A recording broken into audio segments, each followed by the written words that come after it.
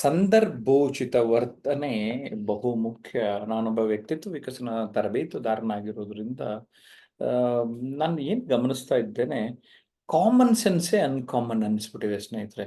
ಎಲ್ಲೆಲ್ಲಿ ಯಾವ್ಯಾವಾಗ ಹೇಗೆ ಇರಬೇಕೋ ಅದು ಬಿಟ್ಟು ಉಳಿದಿದ್ದ ಥರ ಎಲ್ಲ ಇರ್ತಾರೆ. ಸೊ ಎಲ್ಲಿ ಕಾಮನ್ ಸೆನ್ಸ್ ಇಲ್ಲ ಅಲ್ಲೆಲ್ಲ ಸಮಸ್ಯೆ ಆಗ್ತಾ ಇದೆ. ಅದರ ಅರ್ಥ, ಯಾವ ಸಂದರ್ಭದಲ್ಲಿ ನಾನು ಯಾರ ಜೊತೆ ಮಾತನಾಡ್ತಾ ಇರ್ತಾನೆ, ಹೇಗೆ ನನ್ನ ವರ್ತನೆ ಇರಬೇಕು, ಆ ವರ್ತನೆ ಅಂದ್ರೆ ಅದನ್ನೇ ವ್ಯಕ್ತಿತ್ವದ ಮೊದಲ ಭಾಗ ಅಥವಾ ಮೊದಲ ಅಂಶ ಅಂತ ಜನರು ಭಾವಿಸ್ತಾರೆ ಸ್ನೇಹಿತರೆ. ನಿಮಗೆಲ್ಲ ಗೊತ್ತಿರಲಿ, ವ್ಯಕ್ತಿತ್ವ ಕುರಿತೇ ಒಂದು ಕೃತಿ, 10 ವಿಚಾರಗಳ ಬಗ್ಗೆ ಚರ್ಚೆ ಆಗಿರುವಂಥದ್ದು ವ್ಯಕ್ತಿತ್ವ ಚಂದನ ಎನ್ನುವ ಕೃತಿ ಬಿಡುಗಡೆ ಆಗಿದೆ. ಅದರಲ್ಲಿ ವಿಶೇಷವಾಗಿ ಮನೋಭಾವ ಕುರಿತು 3 ಜನದ ಕೈನಲ್ಲಿ ಇಂಟ್ರ್ಯೂ ಮಾಡಿದ್ದನ್ನ ನಾನು ಇಲ್ಲಿ ಬರೆದಿದ್ದೇನೆ. Doctor K Bhujangashetty, Y V Gundurao, Ramachandra Guruji. ಮನೋಭಾವ ಧ್ಯಾನದ ಬಗ್ಗೆ ಇದೆ, ಕನಸುಗಳ ಬಗ್ಗೆ ಇದೆ, ಒತ್ತಡದ ಬಗ್ಗೆ doctor M S Thimmappa expert ಮಾತಾಡಿದ್ದಾರೆ. ಇಂಥದ್ದೆಲ್ಲ ಸಪ್ನಾ ಬುಕ್ಸ್ ಅಥವಾ ಸಪ್ನಾ online.com ಲಭ್ಯ ಆಗುತ್ತೆ ಅಂತ ತಿಳಿಸ್ತಾ ಮತ್ತೆ ವಿಷಯಕ್ಕೆ ಬರೋಣ. ಆ, ಸಂದರ್ಭೋಚಿತ ವರ್ತನೆ ಬಹು ಮುಖ್ಯ. ಯಾವ ಸಂದರ್ಭದಲ್ಲಿ ನಾವು ಹೇಗೆ ಇರಬೇಕೋ ಹಾಗೆ ಇದ್ದರೆ ಮಾತ್ರ ಚಂದ. ಮಕ್ಕಳು ಮಕ್ಕಳಾಗಿದ್ದರೆ ಚಂದ, ವಯಸ್ಕರು ವಯಸ್ಕರಾಗಿದ್ದರೆ ಚಂದ, ಗಂಡ ಗಂಡನ ಹಾಗಿದ್ದರೆ ಚಂದ, ಹೆಂಡತಿ ಹೆಂಡತಿಯಾಗಿದ್ದರೆ ಚಂದ. ಅಂದರೆ ನಮ್ಮ ಪಾತ್ರಗಳನ್ನ ಸರಿಯಾದ ನಿರ್ವಹಣೆ ಮಾಡೋದಕ್ಕೆ ನಮ್ಮ ವರ್ತನೆಗಳು ತುಂಬ ನೆರವಾಗುತ್ತೆ. ಹಾಗಾಗಿನೇ ಆ ಸಂದರ್ಭೋಚಿತ ವರ್ತನೆ ಬಹು ಮುಖ್ಯ ಅಂತ ಹೇಳ್ತಾ ಇದ್ದೇನೆ. ಪುನೀತ್ ಏನ್ ಹೇಳ್ತಾರೆ ಕೇಳೋಣ. ಎಸ್ ಪುನೀತ್. ಸರ್ ನಮಸ್ತೆ. ಎಲ್ಲ ಆತ್ಮೀಯ ಸ್ನೇಹಿತರಿಗೂ ನಮಸ್ಕಾರ. ಸಂದರ್ಭೋಚಿತ ವರ್ತನೆ. ಮನುಷ್ಯ ಒಬ್ಬ ಮನುಷ್ಯ ಅವನ ಜೀವನದೊಳಗೆ ಅವನು ಬೇರೆ ಬೇರೆ ಆದಂತ ಒಂದು ಪಾತ್ರವನ್ನ ನಿರ್ವಹಿಸ್ತಾ ಹೋಗ್ತಾನೆ. ಒಂದ್ ಕಡೆ ತಂದೆ ಆಗಿರ್ತಾನೆ, ಒಂದ್ ಕಡೆ ಮಗನಾಗಿರ್ತಾನೆ ಅಥವಾ ಮಗಳಾಗಿರ್ತಾಳೆ, ಒಬ್ರಿಗೆ ಸ್ನೇಹಿತ ಆಗಿರ್ತಾನೆ, ಇನ್ನೊಬ್ರಿಗೆ ಸಂಬಂಧಿಕ ಆಗಿರ್ತಾನೆ. ಸೊ ಅವನು ಬೇರೆ ಬೇರೆ ರೀತಿಯಾದಂತ ಪಾತ್ರನ ನಿರ್ವಹಿಸ್ಬೇಕಾದ್ರೆ ಆ ಸಮಯಕ್ಕೆ ಸಂದರ್ಭಕ್ಕೆ ತಕ್ಕಂತೆ ಅವನ ಬಿಹೇವಿಯರ್ ಸಹ ಚೇಂಜಸ್ ಆಗ್ತಾ ಹೋಗ್ಬೇಕು. ಒಂದು ವರ್ಡ್ ಇದೆ, change is the only thing that is constant in our life ಅಂತ. ಸೊ ಕರೆಕ್ಟ್ ಆಗಿ ಲೈಫ್ ಹೇಳಿದ್ರಿ. ಅಲ್ಲಿ ವೆರಿ ಗುಡ್. ಚೇಂಜಸ್ ಅನ್ನೋದು ಮಾತ್ರ ಕಾನ್ಸ್ಟೆಂಟ್ ಆಗಿ ಇರುತ್ತೆ. ಎಸ್, ಬಿಟ್ರೆ ಮನುಷ್ಯ ತಾನು ಚೇಂಜಸ್ ಆಗ್ತಾನೆ ಹೋಗ್ತಾನೆ. ಅವನು ಕರೆಕ್ಟ್ ಮಗುವಾಗಿದ್ದಾಗ ಬೇರೆ ಕರೆಕ್ಟ್. ರೀತಿಯಲ್ಲಿ ಇರ್ತಾನೆ, ದೊಡ್ಡವರಾದಾಗ ಅವನು ವಯೋವೃದ್ಧ ವಯಸ್ಸಿನಲ್ಲಿ ಅವನ ವ್ಯಕ್ತಿತ್ವಗಳು ಚೇಂಜಸ್ ಆಗ್ತಾ ಹೋಗುತ್ತೆ. ಸಣ್ಣ ಮಕ್ಕಳಾಗಿದ್ದಾಗ ತಾನು ಹೇಗೆ ಯಾವ ರೀತಿ ಮಾತಾಡ್ತಿರ್ತಾನೆ ಅದೇ ರೀತಿ ಮಾತುಗಳನ್ನ ಅವನು ಒಂದು ಏಜ್ ಆದಾಗ ಪ್ರೌಢಾವಸ್ಥೆಯಲ್ಲಿ ಮಾತಾಡಕ್ ಆಗೋದಿಲ್ಲ, ಅಥವಾ ವಯೋವೃದ್ಧರಾಗಿದ್ದಾಗ ಮಾತಾಡಕ್ ಆಗೋದಿಲ್ಲ. ಅವನು ವಯಸ್ಸಾದಾಗ ಅವನಲ್ಲಿ ಒಂದು ಮೆಚುರಿಟಿ ಅನ್ನೋದು ಜಾಸ್ತಿ ಆಗಿರುತ್ತೆ. ಅವಾಗ ಅವನು ಮಕ್ಳು ತರ ಅಥವಾ ಮಕ್ಳು ಯಾವ ಹಂತದಲ್ಲಿ ಮಾತಾಡ್ತಾರೋ ಆ ರೀತಿಯಲ್ಲಿ ಮಾತಾಡಕ್ ಆಗೋದಿಲ್ಲ. ಸೊ ಮನುಷ್ಯನಿಗೆ ಒಂದು ಸೆನ್ಸಿಟಿವಿಟಿ ಅಥವಾ ಒಂದು ಸೂಕ್ಷ್ಮವಾದ ಒಂದು ಪ್ರಜ್ಞೆ ಅನ್ನೋದು ತುಂಬಾ ಅನಿವಾರ್ಯ ಅಂತ ಹೇಳಕ್ಕೆ ಇಷ್ಟಪಡ್ತೀನಿ. Thank you very much. Yes Puneeth, ನೀವು ತುಂಬಾ ಚೆನ್ನಾಗಿ ಈ ವಿಚಾರದ ಬಗ್ಗೆ ಮಾತನಾಡಿದ್ರಿ. I want to congratulate, because ನಾವು ಮಾತು ಕಲಿಯೋಕೆ ನಾವೆಲ್ಲ ಬಂದಿದ್ದೀವಿ. ಮಾತು ನನಗೆ ಹೇಳ್ಕೊಡೋಕೆ ಮಾತಾಡ್ತಾ ಮಾತಾಡ್ತಾ ಹಾಡ್ತಾ ಹಾಡ್ತಾ ರಾಗ ನಳ್ತಾ ನಳ್ತಾ ರೋಗ ಅಂತ ಬೇರೆ ಹೇಳ್ತೇವೆ. ಸಂದರ್ಭೋಚಿತ ವರ್ತನೆ ತುಂಬಾ ಮುಖ್ಯ.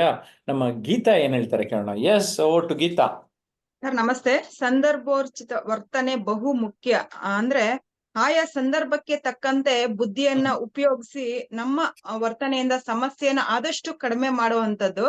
ಒಂದು ಉದಾಹರಣೆ ತಗೋಬೇಕಂದ್ರೆ ಕೋವಿಡ್ ಅಂತ ಮಹಾಮಾರಿ ತಮ್ಗೆಲ್ಲರಿಗೂ ಗೊತ್ತೇ ಇದೆ. ಆ Correct. ಸಮಯದಲ್ಲಿ ಒಂದು ಸರ್ಕಾರ ಒಂದು ಒಳ್ಳೆ ಡಿಸಿಷನ್ ತಗೊಂಡು ಒಂದು ಲಾಕ್ಡೌನ್ ಅನ್ನೋದನ್ನ ಮಾಡಿ ಎಷ್ಟೋ ಒಂದು ಆ ಒಂದು ಕರೋನಾ ಅನ್ನೋದನ್ನ ಹರಡೋದನ್ನ ಒಂದು ಕಡಿಮೆ ಮಾಡಿದೆ. ನಾವೆಲ್ಲ ಮಾಧ್ಯಮದಲ್ಲಿ ನೋಡ್ತಾ ಇದ್ದೋ, ಎಷ್ಟು ಹೆಣಗಳ ರಾಶಿ ಹಳ್ಳ ತೋಡಿ ತೋಡಿ ಮುಚ್ತಾ ಇದ್ರು. ಸೊ ಅಕಸ್ಮಾತ್ ಇಲ್ಲಿ ಆತರ ಒಂದು ಒಳ್ಳೆ ಆ ಸಂದರ್ಭಕ್ಕೆ ಒಂದು ಒಳ್ಳೆ ಡಿಸಿಷನ್ ತಗೊಂಡ್ಲಿಲ್ಲ ಅಂದಿದ್ರೆ ಇಲ್ಲೂ ಸಹ ಹಂಗೆ ಆಗ್ತಾ ಇತ್ತೇನೋ. ಒಂದು ಲಾಕ್ ಡೌನ್ ಅನ್ನೋ ಒಂದು ಡಿಸಿಷನ್ ತಗೊಂಡು ಒಂದು ಅವ್ರ ಮನೇಲಿ ಅವ್ರಿರೋಂಥದ್ದು ಮಾಡಿ ಆ ಸಂದರ್ಭಕ್ಕೆ ಒಳ್ಳೆ ಒಂದು ವರ್ತನೆ ತೋರಿಸಿದ್ದಕ್ಕೆ ಸೊ ಆ ರೋಗ ಹರಡೋದು, ಸಾಂಕ್ರಾಮಿಕ ರೋಗ ಹರಡೋದು ಕಡಿಮೆ ಆಗಿದೆ ಅಂತ ಹೇಳಕ್ ಇಷ್ಟಪಡ್ತೀನಿ ಸರ್. ಧನ್ಯವಾದ. Okay, good. ಗೀತಾತ್, ನಿಮ್ದೇ ಆದ ಉದಾಹರಣೆಯನ್ನ ಕೊಟ್ಟು ತಿಳಿಸಿದ್ರಿ. ಈಗ ನಮ್ಮ ಜೊತೆ ಮದನ್ ಇದ್ದಾರೆ. ಮದನ್ ಏನ್ ಹೇಳ್ತೀರಾ? ಸಂದರ್ಭೋಚಿತ ವರ್ತನೆ ಬಹುಮುಖ್ಯ ಅಂತ. ನಾವು ಯಾವ ಟೈಮಲ್ಲಿ ಯಾವ ರೀತಿ ಬಿಹೇವ್ ಮಾಡ್ಬೇಕು ಅನ್ನೋದು ನಾವು ತಿಳ್ಕೊಂಡಿರ್ಬೇಕಾಗತ್ತೆ. ಅದು ನಾವು ಎಲ್ಲಿದ್ದೀವಿ, ಯಾವ ಸ್ಥಳದಲ್ಲಿದ್ದೀವಿ, ನಾವು ಯಾವ ಕಾರ್ಯಕ್ರಮದಲ್ಲಿದ್ದೀವ, ಅಥವಾ ಯಾವ ಸಮಯ ಸಂದರ್ಭ ನೋಡಿ ಬಿಹೇವ್ ಮಾಡ್ಬೇಕಾಗತ್ತೆ. ನಾವು ಎಷ್ಟೋ ಸಲ ನೋಡ್ತೀವಿ, ಯಾವ್ದಾದ್ರು ಮದುವೆ ಮನೆಗೆ ಹೋದಾಗ ಕೆಲವರೆಲ್ಲ ಮುಗುಮ್ಮ ಕೂತಿರ್ತಾರೆ. ಅದು ನಾವು ಮದುವೆ ಮನೆ ಸಭೆ ಸಮಾರಂಭಕ್ಕೆ ಹೋಗದೆ ಸಂತೋಷಗಳನ್ನ ಹಂಚ್ಲಿಕ್ಕೆ, ಸುಖ ಸ್ವಂತ ಊಟ ತಿಂಡಿ ಮಾಡಕ್ಕೆ, ಕೂತ್ಕೊಂಡು ಹರಟೆ ಹೊಡಿಯಕ್ಕೆ. ಕೆಲವರು ಅಲ್ಲೂ ಕೂಡ ತಮ್ಮ ಬಿಹೇವಿಯರ್ನ ಬಿಡೋದಿಲ್ಲ, ಯಾರ ಹತ್ರನೂ ಇಂಟ್ರಾಕ್ಟ್ ಮಾಡಲ್ಲ. ನಾವು ದೊಡ್ಡ ಇಂಟ್ರೋವರ್ಟು, ನಮಗೆ ಅಗತ್ಯನೇ ಇಲ್ಲ ಅನ್ನೋ ಥರ. ಸೊ ನಾವು ಯಾವ ಟೈಮಲ್ಲಿ ಹೇಗಿರ್ಬೇಕು ಹಾಗೆ ಬಿಹೇವ್ ಮಾಡ್ಬೇಕಾಗತ್ತೆ. ಇನ್ನು ಕೆಲವರು ಎಲ್ಲೋ ಡೆತ್ ಆಗಿರುತ್ತೆ, ಅಲ್ಲಿ ಹೋದಾಗ್ಲೂ ಏನೋ ನಾವು ಇರೋದೇ ನಗ್ನಗ್ತಾ ಇರೋದು, ನಾವೇನೋ ಫಂಕ್ಷನ್ ಇದು ಕಾಮಿಡಿ ಮಾಡ್ತೀವಿ ಏನೋ ಇದು ಮಾಡಕ್ ಹೋಗ್ತಾರೆ ಅಲ್ಲಿ. ಸೊ ಅಲ್ಲಿ ಇರೋರಿಗೆ ಏನಾಗುತ್ತೆ, ಅನ್ಕಂಫರ್ಟ್ ಆಗುತ್ತೆ. ಅದು ಇದೇನಪ್ಪ ಇವರು ಈ ಟೈಮಲ್ಲೂ ಈ ತರ ಕಾಮಿಡಿ ಎಲ್ಲ ಮಾಡ್ತಿದ್ದಾರೆ ಸೀರಿಯಸ್ ಸಿಚುವೇಶನ್ ಅಲ್ಲಿ ಅಂತ ಹೇಳಿ ಅವ್ರಿಗೆ ಸ್ವಲ್ಪ ಅನ್ಕಂಫರ್ಟ್ ಆಗುತ್ತೆ. ಮತ್ತೆ ಮನುಷ್ಯನ ಮೇಲೆ ಕೂಡ ಒಂದು ಕೆಟ್ಟ ಅಭಿಪ್ರಾಯ ಬರಕ್ ಶುರು ಆಗುತ್ತೆ. ಹಾಗಾಗಿ ನಾವು ಯಾವ ಪರಿಸ್ಥಿತಿಲಿ ಹೇಗಿದ್ದೀವಿ ನೋಡಿ ಹಾಗೆ ಬಿಹೇವ್ ಮಾಡ್ಬೇಕಾಗತ್ತೆ. ನಾವೆಲ್ಲೋ ಕೆಲಸ ಮಾಡ್ತಿದೀವಿ ಅಂದ್ರೆ ಆ ಆಫೀಸಲ್ಲಿ ಏನ್ ರೆಗ್ಯುಲೇಷನ್ ಏನಿದೆ ಅಲ್ಲಿ ತರ ನಾವು ಬಿಹೇವ್ ಮಾಡ್ಬೇಕಾಗತ್ತೆ.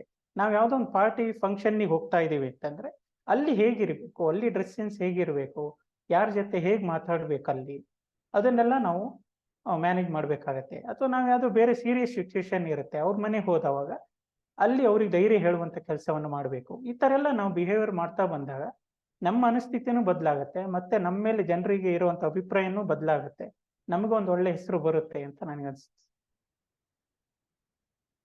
ಓಕೆ, ತುಂಬಾ ಚೆನ್ನಾಗಿ ಹೇಳಿದ್ರಿ ಮದನ್ ಕುಮಾರ್. ನಮ್ ಜೊತೆ ಐ ಥಿಂಕ್ ಸಂತೋಷ್ ಒಬ್ರು ಮಾತಾಡ್ಬೇಕನ್ಸುತ್ತೆ, ಹೌದಲ್ಲ ಸಂತೋಷ್? ಹೌದು ಸರ್. ಎಸ್ ಸಂತೋಷ್, ಮಾತಾಡಿ. ಸರ್ ನಮಸ್ಕಾರ. ಸಂದರ್ಭೋಚಿತ ವರ್ತನೆ ಬಹು ಮುಖ್ಯ. ಅಂದ್ರೆ ನಾವು ಈಗ ಕಾಲಕ್ಕೆ ತಕ್ಕನಾಗಿ ಹೊಂದಬೇಕಾಗತ್ತೆ, ಪರಿಸರಕ್ಕೆ ತಕ್ಕನಾಗಿ ಹೊಂದ್ಕೋಬೇಕು. ಹಾಗೆ ನಾವು ಪೂಜೆ ಮಾಡೋ ಟೈಮಲ್ಲಿ ಭಕ್ತಿ ಪೂರ್ವಕವಾಗಿ ಪೂಜೆನೆ ಮಾಡ್ಬೇಕಾಗತ್ತೆ, ಅಥವಾ ಒಂದು ಧ್ಯಾನ ಮಾಡುವಾಗ ಧ್ಯಾನ ಮಾಡ್ಬೇಕಾಗತ್ತೆ, ಕೆಲಸ ಮಾಡುವಾಗ ಕೆಲ್ಸದ ಕಡೆ ಗಮನ ಕೊಡ್ಬೇಕಾಗತ್ತೆ. ಹೀಗೆ ಆವಾವ ಕೆಲ್ಸಕ್ಕೆ ಹೋದಾಗ ಆವಾವ ತರ ನಡ್ಕೋಬೇಕು ನಾವು. ನಾವು ಈಗ ಒಂದು ಹಳ್ಳಿಗೆ ಹೋಗ್ತೀವಿ, ಹಳ್ಳಿಗೆ ಹೋದಾಗ ನಾವು ಅವ್ರ ತರನೇ ನಡ್ಕೊಂಡು ಅವರ ವಿಶ್ವಾಸ ಪಡ್ಕೊಂಡು ಅಲ್ಲಿರೋದನ್ನ ಅನುಭವಿಸ್ಕೊಂಡಿರ್ಬೇಕಾಗತ್ತೆ. ಇದೇ ತರ ಹೇಳ್ತಾ ಹೋದ್ರೆ ತುಂಬಾ ಇದೆ ಸರ್. ಇಷ್ಟ ಹೇಳಿ ಮಾತು ಮುಗಿಸ್ತೀನಿ. Okay Santosh, thank you. ನಮ್ ಜೊತೆ ನೇತ್ರಾವತಿ ಇದ್ದಾರೆ. ನೇತ್ರಾವತಿ ಏನ್ ಹೇಳ್ತಾರೆ ಕೇಳೋಣ. ಎಲ್ಲರಿಗೂ ನಮಸ್ಕಾರಗಳು. ಸಂದರ್ಭೋಚಿತ ವರ್ತನೆ ಬಹುಮುಖ್ಯವಾದುದು ಅಂದ್ರೆ ಮಹಾಭಾರತದ ಒಂದು ನಾ ಇದು ತಗೊಂಡ್ ಹೇಳ್ತೀನಿ. ಧರ್ಮರಾಯನು ಯಾವುದೇ ರೀತಿ ಅಂದ್ರೆ ಸುಳ್ಳು ಹೇಳೋದಿಲ್ಲ ಅವನು. ಅವಾಗ ಶ್ರೀಕೃಷ್ಣಗೆ ಒಂದು ಇದು ಒಂದು ಸಂದರ್ಭ ಒದಗಿ ಬರ್ತೈತಿ. ಹೆಂಗಂದ್ರ ದ್ರೋಣಾಚಾರ್ಯ ಮಗ ಅಶ್ವತ್ಥಾಮ ಅಂತ ಹೇಳಿ ಚಿರಂಜೀವಿ ಇರ್ತಾನ ನಾವು ಯಾವಾಗಲೂ. ಅಂದ್ರೆ ದ್ರೋಣಾಚಾರ್ಯನ ಹತನಾಗಿ ಮಾಡ್ಬೇಕಾಗಿರ್ತದ ಆ ಯುದ್ಧದ ಸಂದರ್ಭದಲ್ಲಿ. ಅವಾಗ ಶ್ರೀಕೃಷ್ಣನು ಧರ್ಮರಾಯ ಒಂದು ಸಣ್ಣ ಸುಳ್ಳು ಹೇಳಕ್ ಹಸ್ತಾನ. ಆದ್ರ ಅವ ಹೇಳುದಕ್ಕ ಒಲ್ ಅಂತಿರ್ತಾನ. ಆದ್ರ ಸಂದರ್ಭ ಉಚಿತವಾಗಿ ಒಂದ್ ಹೇಳ್ತಾನ, ಆದ್ರ ಸತ್ಯನೇ ಹೇಳಿರ್ತಾನ. ಆದ್ರ ಅದನ್ನ ಹೆಂಗ ಮಾರ್ಪಾಟ್ ಮಾಡಿರ್ತಾರ ಅಂತ ಹೇಳಕಂತ ಅಶ್ವತ್ಥಾಮ ಅನ್ನೋದೊಂದು ಆನೆ ಇರ್ತದ, ಅದನ್ನ ತಂದು ಕೊಲ್ತಾರ. ಒಂದ್ ಬಳಕ ಅವನು ಧರ್ಮರಾಯ ಹೇಳ್ತಾನ, ನೋಡಪ್ಪ ಅಶ್ವತ್ಥಾಮ ಅನ್ನೋದು ಆನೆಯನ್ನು ಕೊಂದಿದ್ದೀನಿ, ಅದನ್ನು ನೀನು ಹೇಳ್ಬಿಡು ಅಂತ ಹೇಳ್ಬಿಡ್ತಾನ. ಅವಾಗ ಅಶ್ವತ್ಥಾಮ ಆನೆ ಕೊಂದಿದ್ದಾರೆ ಅಂತ ಹೇಳಕ್ ಅವ ಏನ್ ಹತನಾಗಿದ್ದಾನೆ, ಆದ್ರ ನರನೋ ಮತ್ತ ಪ್ರಾಣಿಯೋ ಅಂತ ಅನ್ನೋದ್ರಾಗ ಶಂಕ್ ಊದ್ ಬಿಡ್ತಾನ, ಅಂದ್ರೆ ಕೇಳಿಸ್ಲಾರ್ದಂಗ ಎಲ್ಲರಿಗೂ ಆತ. ಅಂದ್ರೆ ಸಂದರ್ಭ ಉಚಿತವಾಗಿ ಅವ ಕಡೆ ಸತ್ಯನು ಹೇಳ್ದ, ಅದು ಸಂದರ್ಭ ಉಚಿತವಾಗಿ ಅದು ಇದು ಯುದ್ಧಕ್ಕ ಅದು ಹೆಲ್ಪ್ನು ಆಯ್ತು. ಆವಾಗ ಅಶ್ವತ್ಥಾಮ ಇದು ಸೈತಾನನ ದ್ರೋಣಾಚಾರ್ಯರು ಇದ್ದು ಬಿಡ್ತಾರ. ಹಿಂಗೆಲ್ಲ ಕತಿ ನೋಡ್ತೀವಿ. ಅದೇ ಸಂದರ್ಭ ಉಚಿತವಾಗದ್ದು ಎಷ್ಟು ಮುಖ್ಯವಾಗಿರ್ತದ ಅಂತ ಹೇಳಕ್ ಅವಕಾಶ ಕೊಟ್ಟಿದ್ದಕ್ಕೆ ಧನ್ಯವಾದಗಳು. ಓಕೆ, ಸೊ ನೀವು ನಿಮ್ಮ ಎಲ್ಲ ಅನಿಸಿಕೆಗಳನ್ನ ತಿಳಿಸಿದ್ದೀರಿ, ತುಂಬಾ ಚೆನ್ನಾಗಿತ್ತು. ಸಂದರ್ಭೋಚಿತ ವರ್ತನೆ ಬಹಳ ಮುಖ್ಯ. ನೀವೇನಂತೀರಿ? ಕಾಮೆಂಟ್ ಮಾಡಿದ್ರೆ ತಾನೇ ನನಗೆ ಗೊತ್ತಾಗುತ್ತೆ. ಸೊ ನೀವು ಕಾಮೆಂಟ್ ಮಾಡಿ, ಸೊ ದಟ್ ನಾವು ಪ್ರತಿಯೊಂದು ಕಾಮೆಂಟ್ ಅನ್ನು ಗಮನಿಸ್ತಾ ಇರ್ತೇವೆ. ಇದುವರೆಗೆ ನೀವು ಜಯಪ್ರಕಾಶ್ ನಾಗತಿಹಳ್ಳಿ ಹಾಗೂ ಟ್ರಾನ್ಸ್ಫಾರ್ಮೇಶನ್ ಅನ್ಲಿಮಿಟೆಡ್ ಯೂಟ್ಯೂಬ್ ಚಾನಲ್ನ ಸಬ್ಸ್ಕ್ರೈಬ್ ಮಾಡಿಲ್ಲ ಅಂದ್ರೆ ಈಗಲೇ ಸಬ್ಸ್ಕ್ರೈಬ್ ಮಾಡಿ. ಏನಂತೀರಿ? ಓಕೆ.